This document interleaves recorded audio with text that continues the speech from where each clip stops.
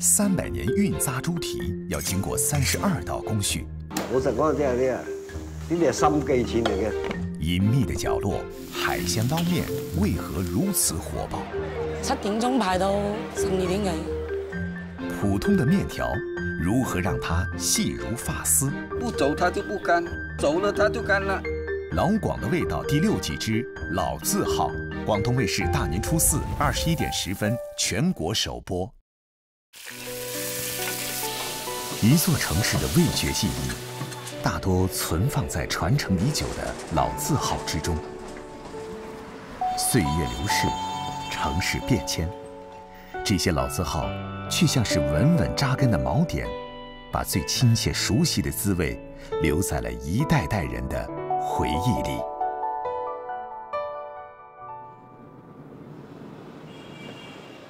每天凌晨4點，70歲的孫恩師傅都要到禪城最大的批發市場，尋找合心意的豬蹄。今天他最小的徒弟於秀麗，第一次跟他一起選購食材。有200、300、4斤，呢隻有成300斤。300斤。呢啲咁大隻我哋唔啱啊，師傅，即係太長啊。太長。我哋就要啲85、86嘅豬腳。85、86最啱。最啱我哋。係啊。小魚已經學會孫師傅的全部手藝，選豬蹄卻是第一次。基本咧啲批豬就靚啦，表皮咧就冇乜花痕，又滑更加紅嘅，因為炒胭脂咁嗰啲。孫師傅對豬蹄的要求很高，能入他法眼的並不多。凌晨5點半，終於把豬蹄都搬上車。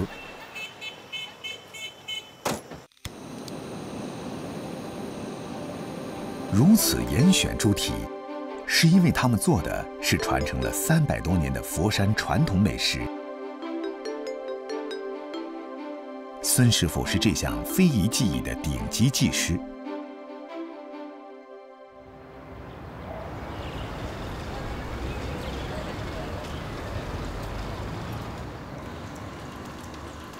小魚最近要帶着這道名菜參加美食推廣展覽，孫師傅特地給他開小灶補習。做扎豬蹄的第一步，剔骨，用利刀自上而下開一條口子，然後將豬腳骨剔出。整個過程必須十分小心，一旦豬皮劃破，破壞品相，就只能棄用了。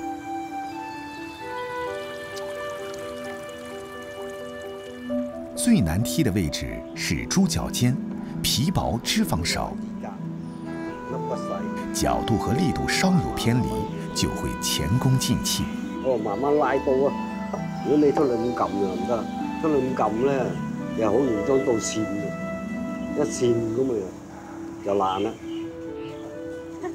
師傅，你睇幾靚？豬皮起得差不多了，肉餡兒也在同時準備着。一大早，店裡其他師傅便把爽而不膩的豬頸肉切成條狀，調好味兒，把醃製好的豬肉條逐一穿好，放進炭火烤爐，烤到3、4成熟，香味兒開始外溢，便可取出。但這並非最後一步，還要把調製好的秘製醬汁撈勻豬肉，再醃製40分鐘。最後，把這些豬肉條切成10厘米長、3厘米寬的薄片。這些豬肉的加入，賦予了佛山運扎豬蹄與其他豬蹄不同的風味。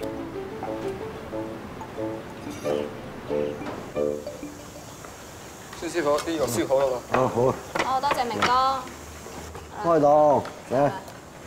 以前咧一層瘦啊，一層肥啊，家咧就2層瘦啊，1層肥。把豬肉片放進豬腳皮，肥瘦相間，整齊碼好，每个边角用肉碎塞满，直到猪蹄恢复饱滿的外形。隻手指夾住，唔夾住佢一標上係唔齊整。再用水草將豬腳裹紮嚴實。忙活了一上午，師徒倆僅僅完成了紮豬蹄這一步。接下來，運製即將開始。用30多種純天然材料製成滷水，再將捆紮好的豬蹄進入滷水中，用文火慢慢煮1個多鐘頭。一隻隻甘香美味的運紮豬蹄出鍋了。不過，看着熟透的豬蹄，還不能夠大快朵頤。加番草，佢一條定型棍咧掹出嚟，再綁嗰啲新鮮嘅水草落去，咁啊靚仔啲。紮完咧就揾鹵水撈落去，20分鐘到咯。第一係消毒，第二係好味些少。運不同於滷，前者用了香料賦予食物香氣和味道之外，還利用了適當溫度的調味液作為介質，為食物殺菌保鮮。把豬蹄切片，放進瓦罐中，淋入滷水，可以保存3、4個月。300多年前，這種手法就可以將佛山紮蹄帶到遠離產地的地方品嘗。至此，佛山運紮豬蹄名揚天下。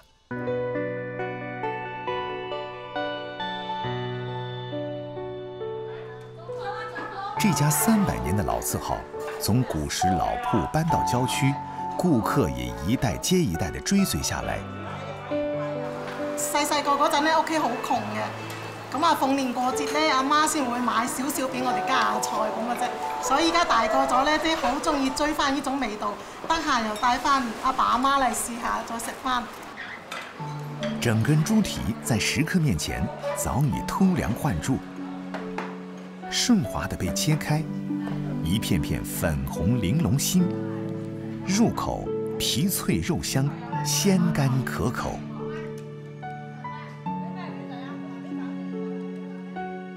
運紮豬蹄的製作工藝有大小工序30多道，即使是熟練的老師傅，一天最多也只能做20多隻。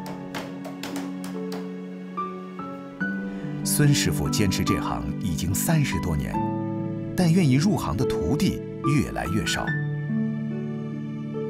在與特殊學校多次聯繫溝通後，孫師傅終於迎來了他19歲的小徒弟，暫時保住了老字號的傳承。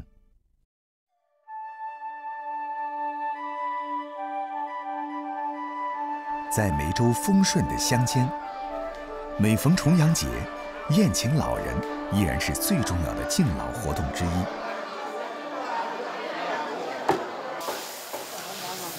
而當地喜慶宴席的餐桌上，總少不了一道傳統佳肴——炒麵線。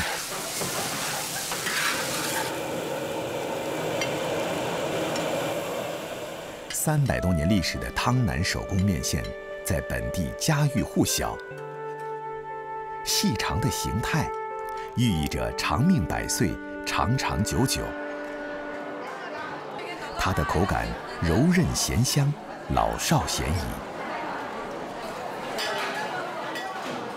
同樣是小麥做成的麵食，在這裡卻被叫做麵線而非麵條，是因為麵線非常細，3根麵線同時穿過手縫針，綽綽有餘。凌晨4點，羅敬榮和妻子陳尚玲就來到作坊。做麵線要靠天吃飯。每年10月之後，天氣少雨乾燥，是做麵線的最佳時間。開工頭一件事便是吸井水，按比例放進鹽，用來調製麵粉。要看天氣了，陰天就多一點。接着，羅敬榮把小麥麵粉放進攪拌機，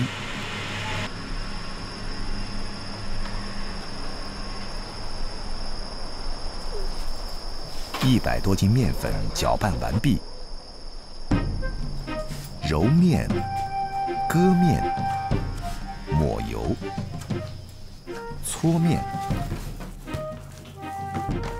面团不断地变化着。罗敬荣用多年的经验，把握着制面的节奏。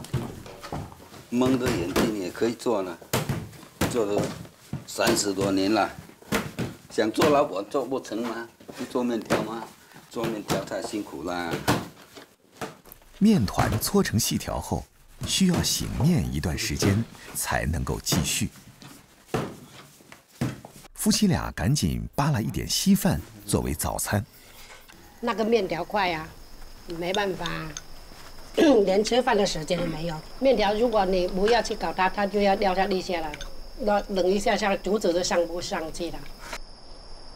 和从小跟着父母学做面线的丈夫不同，陈尚玲出嫁前从没接触过这一行。那么辛苦，谁要嫁过来？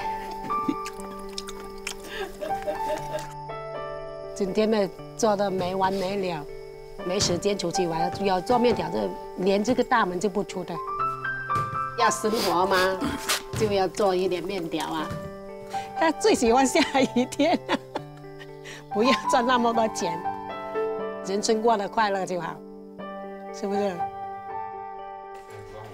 吐槽归吐槽，活儿还是时刻惦记着的，因为面团发酵太久会变稀，就无法上面杆了。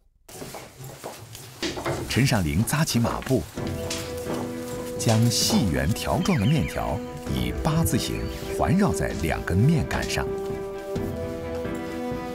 两人无需言语，合作无间，仿佛对着木桩耍功夫。面条被快速支满了杆子，把面杆挂到面柜里，再一次醒面。半小时左右，这些长长了的面条即将走出温室，接受阳光的洗礼。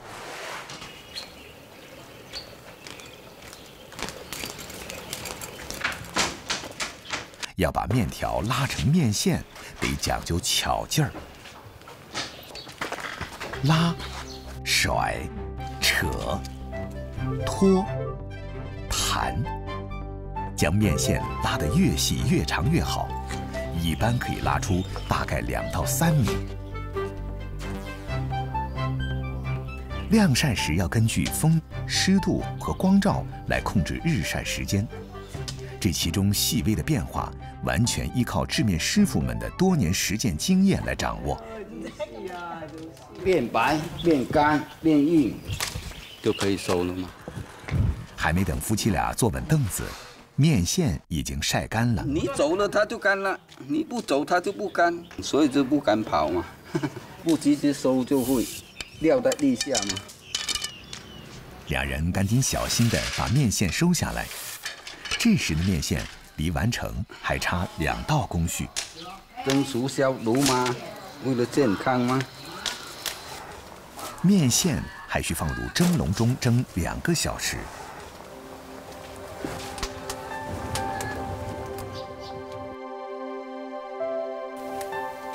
取出后，便要趁热打包，扎成一束束1斤重的面线。热度就是要很烫的时候才要搞，不热就被你粘上去，不好弄了。汤南手工面线这10几道制作工序，每一个步骤，做面人心里都放着一个时刻表，那是人与面的默契度。从凌晨4点开始揉面，到当天下午4点将包装好的面线送出，一天12小时的工作时间下来，即使夫妻2人通力合作，也只能做100多斤的面线。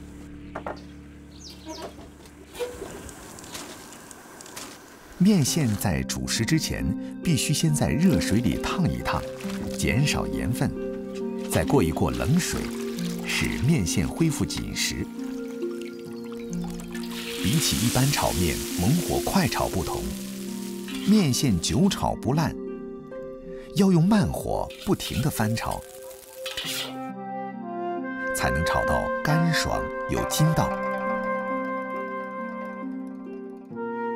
做汤面则简单些，前面步骤一样。煮汤时加入自己喜欢的其他食材即可。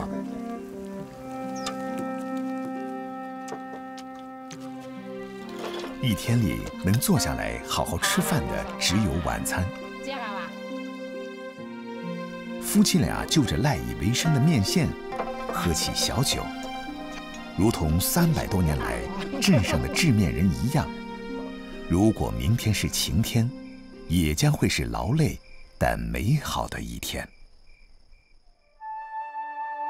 顺德大梁旧寨村，一条不起眼的巷子尽头，平时静谧得很，可一到周末却人声鼎沸。不少人特地前来，只为品尝当地著名小吃水牛乳制品。这是一种异常难忘的香滑美味。周慧珍用自家牛棚改造后建起这个店面才5年，但是牛乳这门家族手艺传到她手上已是第4代了。越做得越薄嘅話，就師傅嘅功力越高。醋一定要夠熱，同埋隻手一定要定。把加熱的牛奶與醋在小杯裡混合，拇指一拌，乳白軟滑的牛乳團就出現了。用手指碾平，壓去牛乳水分和醋，拇指再輕輕一點一揚，一片剔透的牛乳就不偏不倚地跳進了鹽水盆。短短10秒，卻蘊含了周慧珍家4代人製作牛乳的經驗。放好個心情，牛乳又做得好。如果你心浮氣躁嘅呢，佢做出嚟又霉又爛嘅啦。孩子們做的牛乳，阿珍媽媽總能細品出不同。周慧珍準備用牛乳搭配店裡最受歡迎的甜品之一翡翠涼粉。加少隻蜂蜜咧，佢好似鹹芝士咁樣，食嘅口感當好濃嘅牛乳嘅香味。這門手藝又累又苦，還賺不了什麼錢，所以年輕一代的順德人基本沒有學習傳承的動力。快少少啦，趕貨呢2日。80後的周慧珍已是牛乳製作業的新鮮血液。以前一直都係做代加工咯，幫人哋貼牌咯。到11年啦，創立自己牌子。而家我哋份額都去到70%嘅啦。做牛乳最重要是原料好。阿珍今天要到合作的養牛場看看情況。出發前還不忘給寶貝牛們帶上一些手信。父親周學成有多年養牛經驗，他傳授的神秘手信就藏在這2棵有30多年樹齡的水翁樹上。如果係生果，係咪加埋啲果落一齊播好啲啊？係咯。如果水牛體內燥熱，產出的奶質量就不好。用水瓮涼茶能夠起到清熱的作用。6、7幾個月啦，大熱啊！1個多小時熬製後，涼茶準備好了。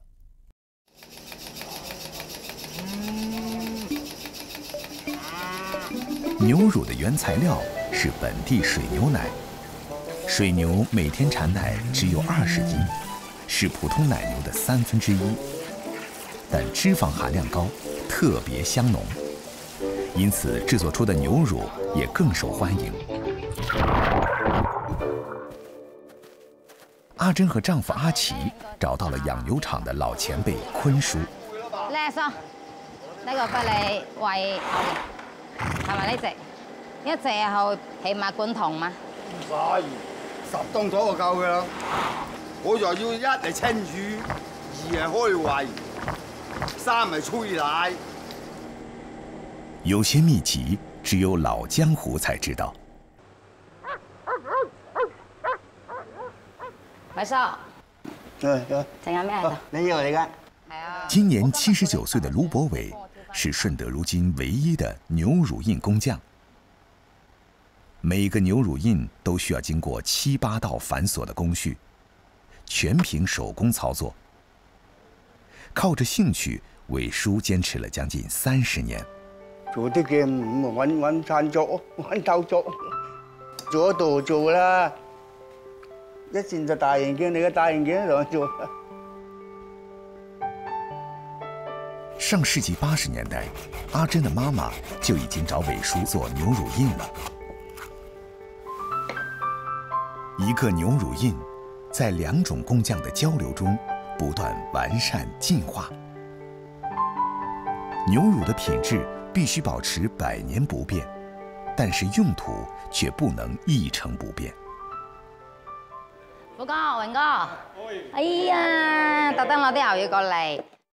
虎哥和大厨张师傅是阿珍夫妻俩的好朋友，他们今天要用牛乳开发新菜式。把牛乳切碎，塞进鲮鱼丸中，春卷皮切丝，裹上鱼丸后油炸，便是牛乳金丝球。酥脆包裹着 Q 弹，最里面的牛乳融化渗透，香甜升级。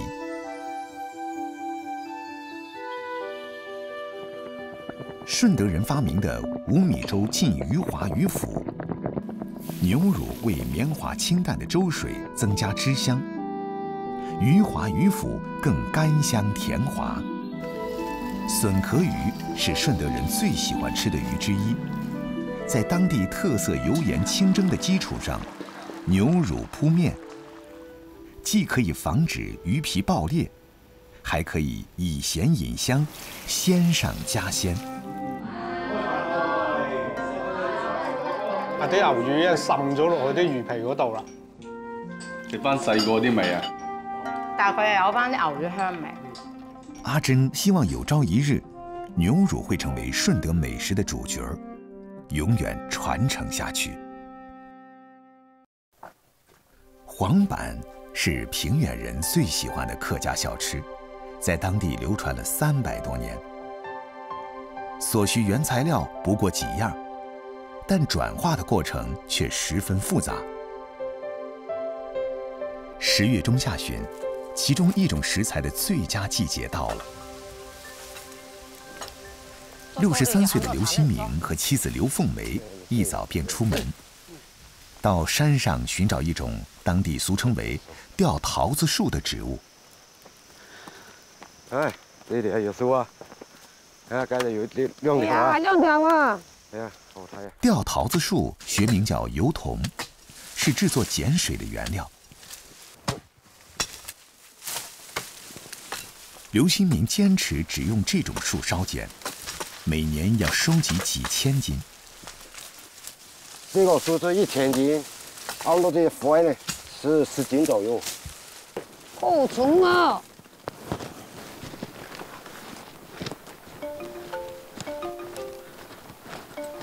把这些树木烧成灰烬，不是光点一把火就行。这个要烧1个钟头左右，烧到没有这个柴木呢，让它燎起来发成腾泡的火，不要有雾炭就可以了。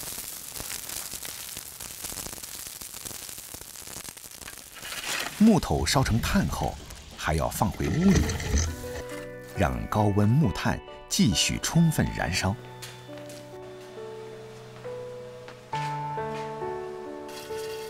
如此费劲，所得不过几斤灰碱。其实大多数人做黄粄已经改用食用碱，但刘新明一直执着亲自制碱，因为这是老祖宗传下来的味道。晚上，刘新明还要起夜几次，搅拌炭火，直到1夜过后，木炭燃成灰烬，才算完成。同一时间，妻子刘凤梅也在为明天做黄粄而准备着。当地俗称的禾米是做黄粄的必备原料。禾米长在日照短、冷水浸泡的山谷，产产量极低，浸泡一夜，等待明天的蒸煮。天刚亮，刘凤梅就把浸泡好的河米放进木甑里。河米软硬适中，久煮不烂。它们还需要在水蒸气里焖煮1个半小时。刘凤梅紧接着把丈夫昨天烧好的植物碱放到井子架上，用开水浇透。经过纱布过滤，浅黄色的液体流出，静置沉淀，就可以作为碱水使用了。河米和碱水都有了，只差金灿灿的色素了。把黄栀子、槐米放进烧开的碱水里，一起煮半个小时，天然的色素便出炉了。把这亮黄的碱水倒进河米里搅拌后，抬到院子。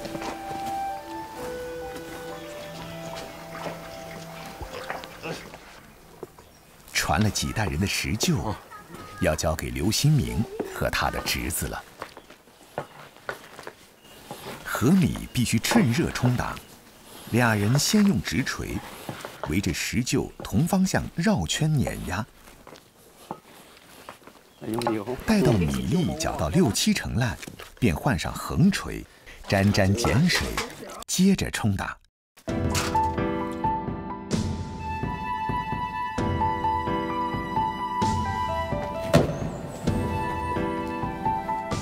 干这活儿得讲究默契和节奏，稍有不慎，15斤重的大锤子就可能抡到身上。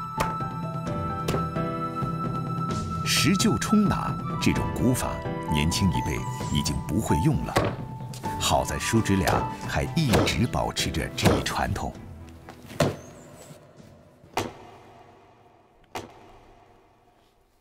冲打出来的米团还热乎着，马上放到了抹了茶籽油的竹匾上搓揉，再捏成一个个8两重的条状黄板。二女儿刘玉凤在城里经营着父亲刘新明交给她的黄板小店。传统的条状黄板是当地逢年过节走亲戚必备的礼品。黄澄澄的外表像金条，寓意丰衣足食，加上健脾消食的功效，给过节的人们解解腻，既好看又好吃。刘玉凤把传统黄板改良成饺子，包上馅料，吃起来更香了。一代又一代的传承，老刘家的黄板终于也随着平远人的脚步走向4面8方。新鲜出炉的黄板，当然要一大家子尝一尝了。黄板的做法有很多。土猪肉炒黄板，荤素搭配，不油不腻，韧爽滑口。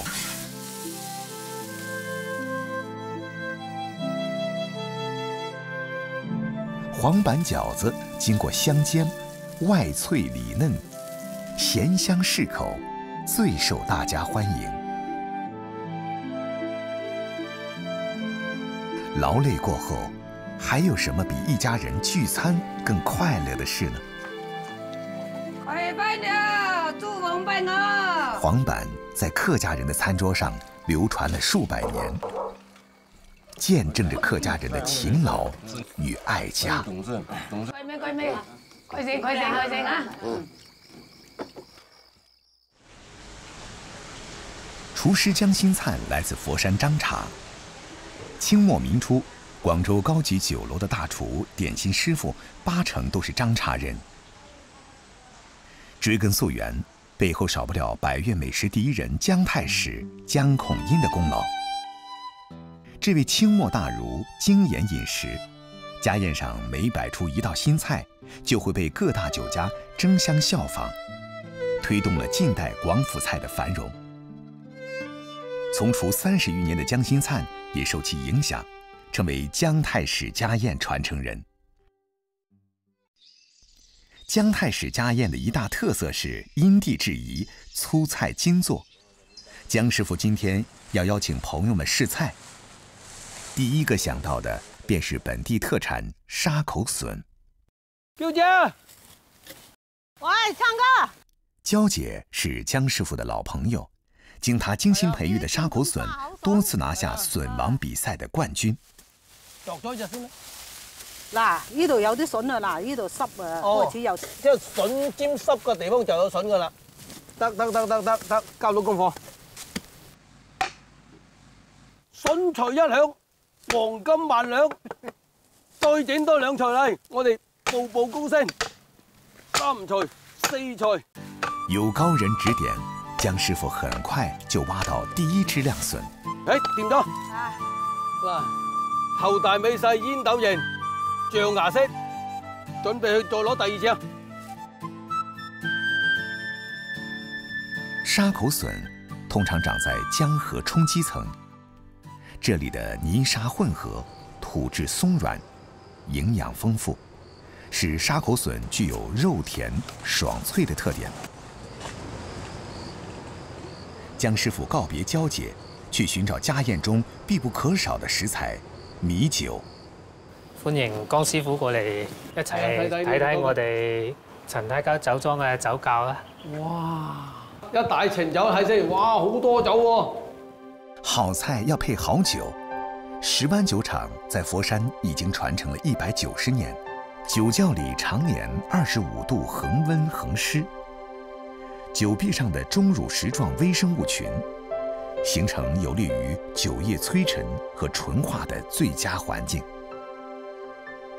1895年开始，就有陳太吉酒莊酒儲藏在此。我哋家陣準備打開嘅呢缸酒啊，我入廠都有20年啦，20年前肯定喺呢度啦。呢度，哇，滴金咯喎，20年嘅酒啊！江師傅都迫不及待咁樣試一試啊！感覺咧就係一個蜜香、花香、米香。一見到好酒，姜師傅興奮不已。100斤大米只能釀出5斤頭酒，再經過整整19年的陶缸凍藏，待到酒體老熟，才能進入深處的這個酒窖，等待買主。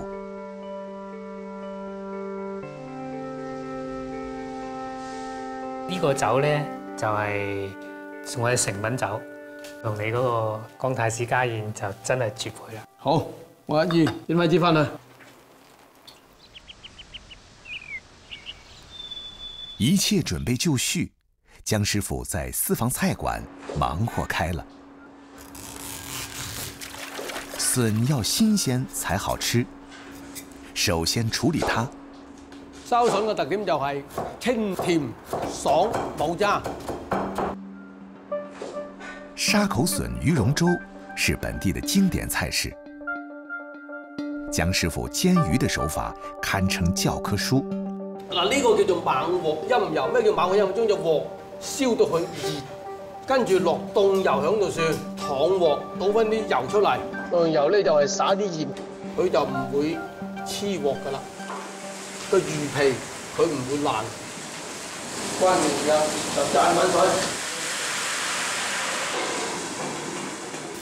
咁做出嚟嘅魚肉咧就會有蒜煮肉㗎。爽脆與綿滑的口感交織，鮮甜暖味。筍係屬於地上鮮，魚係屬於河鮮，係咪？兩大鮮結合，鮮甜2個字。五寶糯米釀鯉魚是張茶節慶宴席上的傳統菜。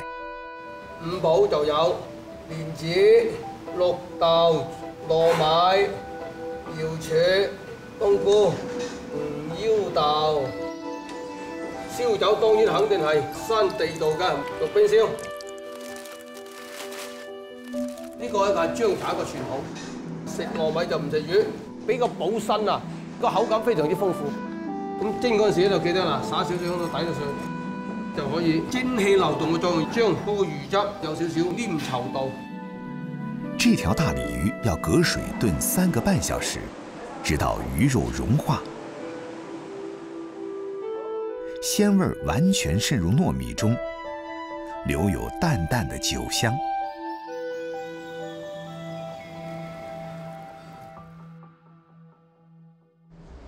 重头戏是一道姜师傅研发了1年多的菜式，其中酒担当了最重要的角色。选取猪前排第8条肋骨上肥瘦相间的肉，用当地的玉冰烧酒浸泡2天。浸泡过后的酒要倒掉，重新下酒去煮，能让肉的鲜嫩度再次升级。1个半小时后，取出猪肉，改刀切件。姜师傅用西式烹饪手法，喷枪炙烧猪肉外层，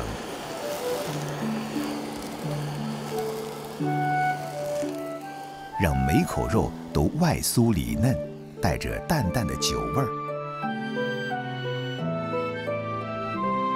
再用青瓜垫底，陈太极冰烧玉锦绣上桌了。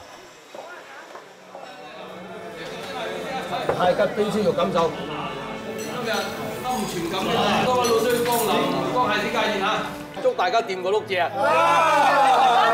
祝大家掂個碌蔗。乜嘢？我個人咧我就中意食雞胸肉啦。靚雞就雞胸肉都好正，有皮好大線，抽嚟嘅。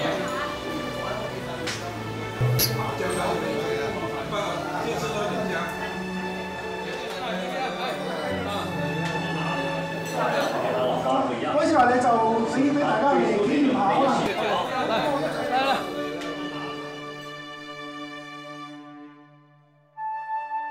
湛江拥有全中国最长海岸线的城市，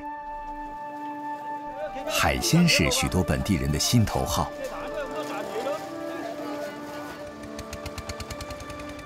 傍晚，马三姐和丈夫跟往常一样，来到遂溪草潭港口，为自己的早餐店找靓货。马三姐看到刚上水的海鲜，两眼发光，手下不停。啲海鮮攞翻嚟一定要新鮮嘅，如果唔係，啲街坊一定唔同你收貨嘅。她的早餐店开在80多公里外的湛江赤坎区。想想不到12个小时后，就能让店里的老街坊们吃上自己亲手挑选的一手海鲜，每日这样往返也是值了。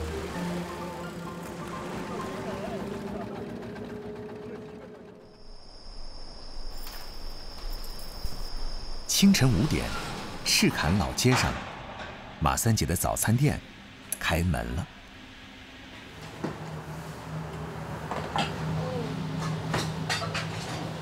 大伙儿各司其职，先抓紧处理食材，等待客人上门。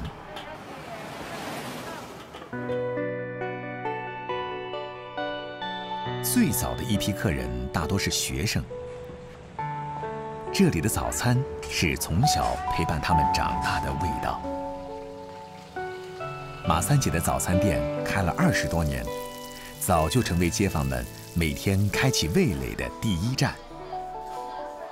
除了肠粉、豆浆、油条等传统早餐，店里还有不少海鲜特色菜。生猛活泼的跳跳鱼，搭配牛肉、猪腰、鸡子儿等做成滋补汤，营养丰富，口感浓郁。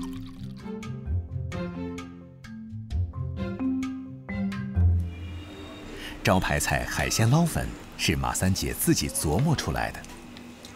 顾客在泥丁、象拔蚌、海螺、鲜鱿等10几种海鲜中任意挑选。热锅下油，先下配料，再翻炒海鲜，加上米酒去腥，加水焖煮，然后再加入独家秘制酱汁，一股浓香钻进鼻孔。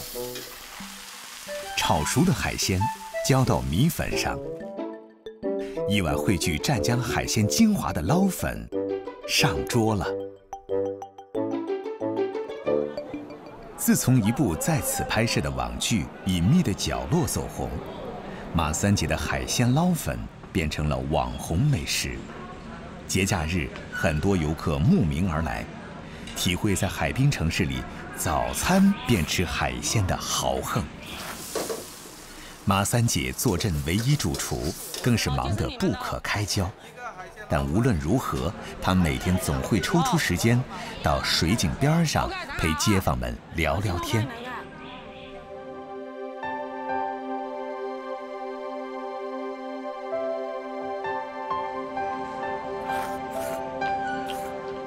泥井冇錯，泥井夠大條。今日要表揚你個泥井。多謝你啊！聽朝再放多啲，可能仲好。我哋屋企啲小朋友去讀大學回來咧，要指明來呢度食早餐㗎。20年咯，差唔多有。啊咁證明我哋都識得20幾年啦。街坊嗌你啊，4歲人。20多年的早餐店生涯，马三姐永远忘不了的是街坊们在她刚开店的时候对她的鼓励和帮助。非常之好呢度嘅街坊，交心啊，好交心，熱心。啱嚟開檔嗰陣，呢個檔口係冇水嘅，冇水冇電，佢哋都好幫，俾你接水啦，俾你接電。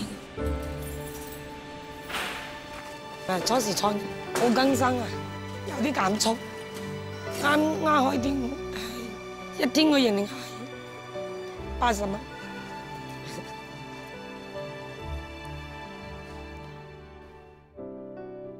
後尾得啲老街坊啊支持撐啊，味道跟住好咧就嚟幫襯。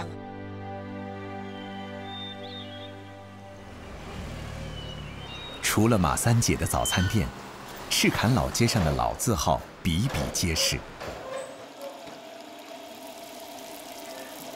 流行了几十年的街边小吃依然深受欢迎。学生时代最爱吃的牛杂，还能与朋友分享。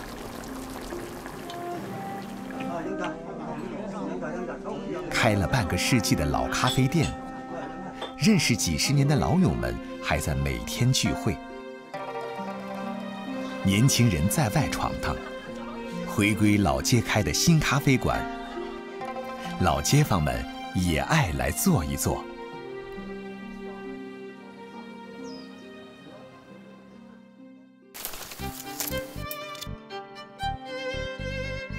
老字号的守卫者，在岁月变迁中，耐下性子锤炼手艺，用他们的匠心成就美味。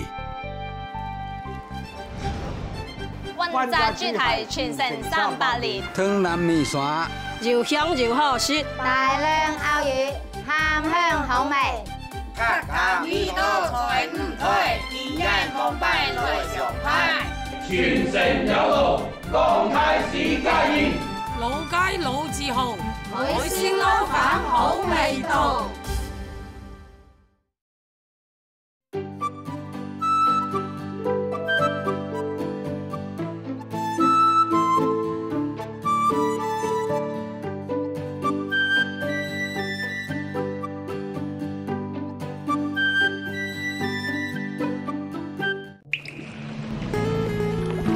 广东卫视美好生活倡导者。